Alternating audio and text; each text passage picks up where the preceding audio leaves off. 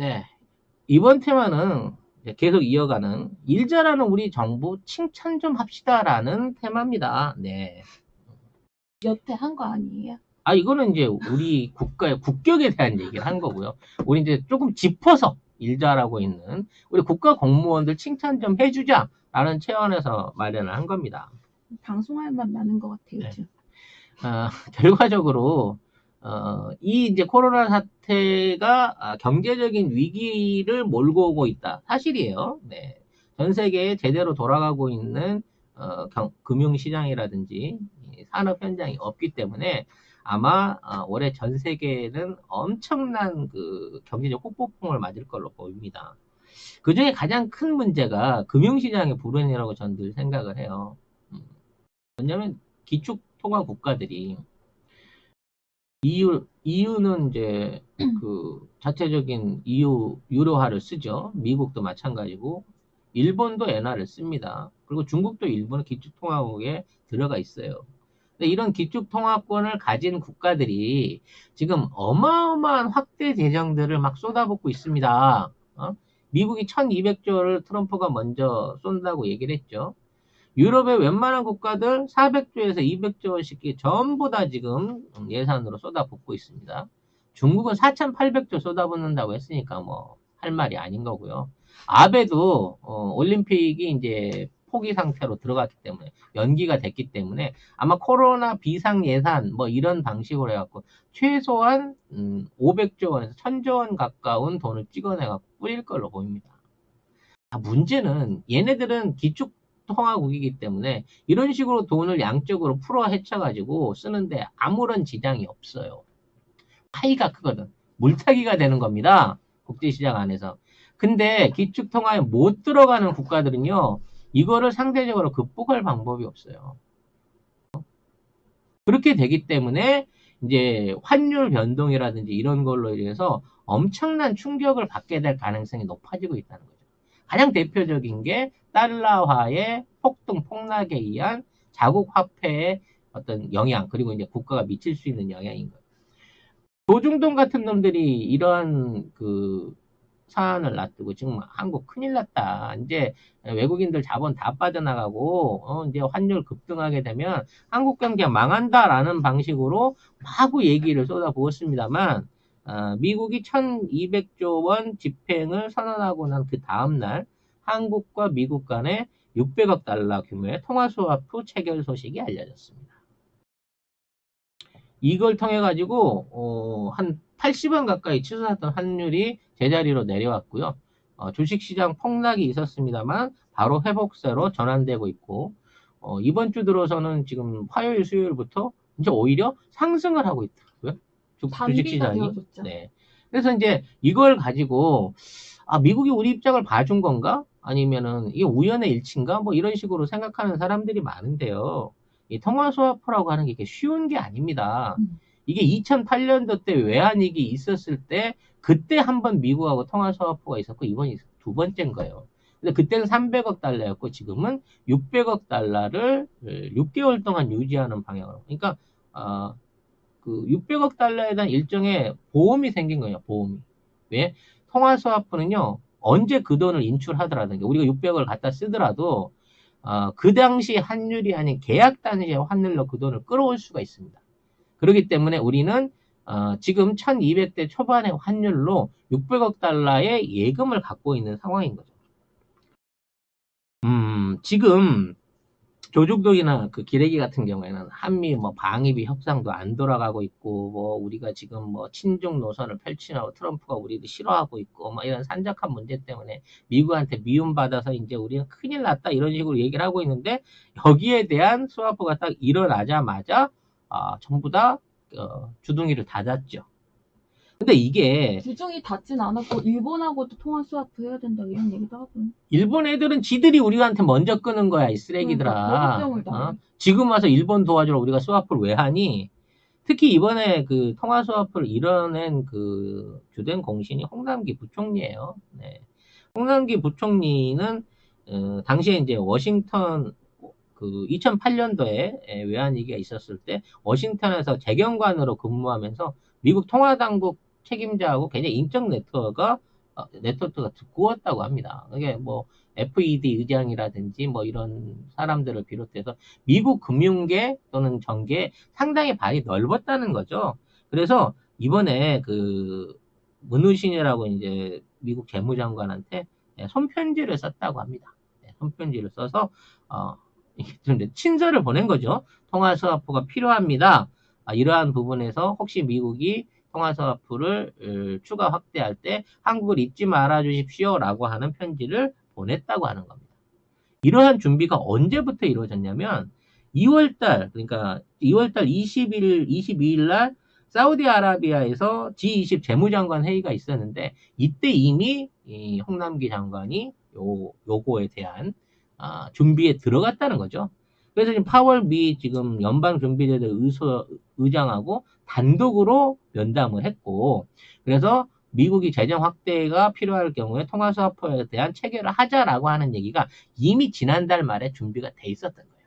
그래서 미국이 돈을 마구 찍어내기 시작하면서 이것 때문에 피해를 볼 수 있는 지들이랑 친한 나라들하고 통화스와프를 다 해줬는데 그 안에 한국에 600억 달러라고 하는 별도의 통화스와프를 추가로 체결을 해준 겁니다.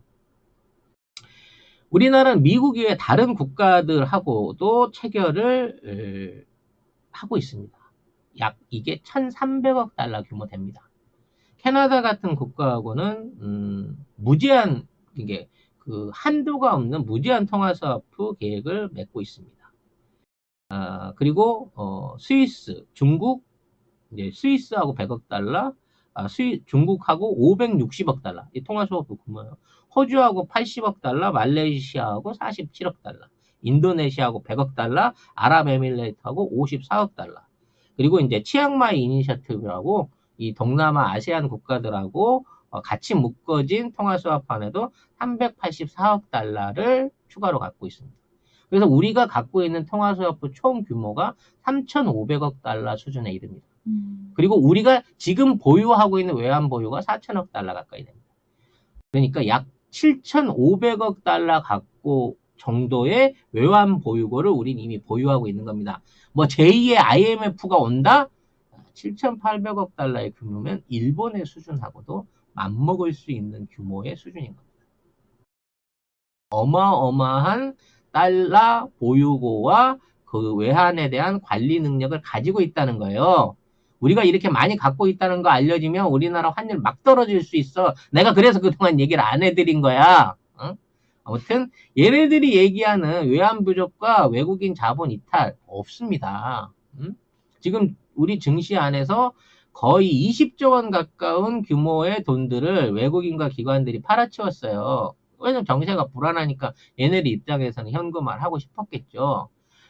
근데 여기에 대해서 이걸 어떻게 처리를 할까 고민을 할 필요도 없이 국내에 있는 개미들이 18조 달러 이상을 18조 원 이상의 자금을 주식시장에 공유하면서 대한민국이 전 세계에 유일하게 이런 폭락장에서도 주가를 방어해내고 있습니다. 이건 뭐 우리가 개미한테 교육시켜갖고 되는 게 아니에요. 국민 여러분, 좀 여유 자금 있으면 지금 주식에 넣으세요라고 정부가 한 번도 말한 적이 없는 겁니다. 지금 경제를 이해하고 경제를 돌아다 보고 있는 사람들은 대한민국이 이 위기 상황에서 잘 견디는구나. 그리고 지금 동반에서 빠져있는 지금의 주가 지수는 대한민국이 가장 먼저 회복하겠구나라고 하는 조짐이 있으니까 그 전문가들, 그러니까 개인 투자자들도 지금 들어가고 있는 거예요. 그럼 실제로 지금 반등을 해내고 있는 모습을 보여주고 있습니다. 아직 연기금이 이 지금의 어떤 그 주가 하락 사태를 막기 위해서 아직 투자되지 않았는데도 불구하고 대한민국 국민 개미의 힘으로 우리 금융시장을 지켜내고 있다니까요. 엄청난 겁니다. 이거는 지금 전 세계 증시가 다 폭락장이에요. 대부분 10%에서 20% 이상이 빠지고 있습니다. 우리나라도 거진 20% 가까운 폭락장을 보이고 있습니다만 아무튼 우리는 지금 견뎌내고 있는 상황인 거고요. 지금 오늘부터 이제 뭔가 어떤 바닥을 찍고 전 세계 증시가 좀 살아나는 듯한 모양을 보여주고 있습니다. 제일 잘하고 있는 국가가 중국이고 그 다음에 우리이긴 한데요. 중국 같은 경우에는 중국. 워낙에 이제 그 국가가 주식시장에서 돈질을 많이 하고 있기 때문에 중국 정부의 힘으로 증시가 버티고 있는 거지만 우리는 개미가 이걸 지켜냈다는 겁니다. 연기금 들어오게 되면요 또 달라집니다. 아무튼 우리나라의 지금 통화정책, 금융정책 굉장히 잘하고 있고요. 옛날에 비하고 의사결정이 빠르게 바로바로 대응하고 있습니다. 미국이 금리를 내리니까 우리도 바로 내리고 미국이 이 자금을 풀기 시작하니까 거기에 맞춰서 통화스와프를 바로 맺을 수 있는 준비를 하고 있습니다. 우리나라의 금융투자에 대한 기술들이 상당히 올라간 것으로 보입니다.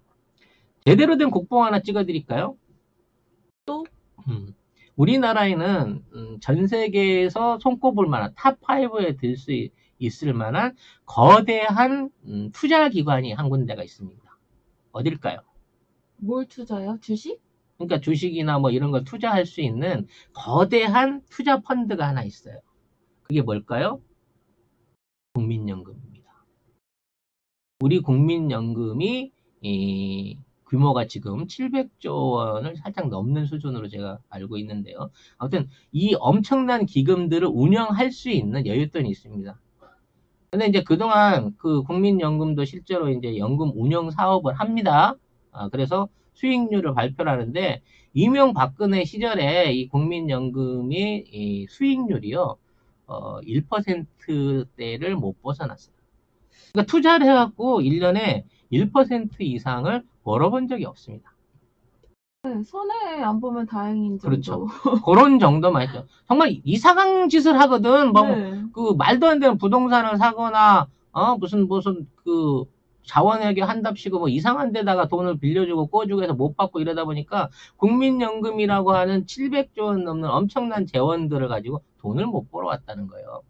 근데 작년 2019년 국민연금이 벌어들인 수익이 얼마일까요? 투자를 통해서 벌어들인 수익. 얼마예요? 흑자 났나 보네.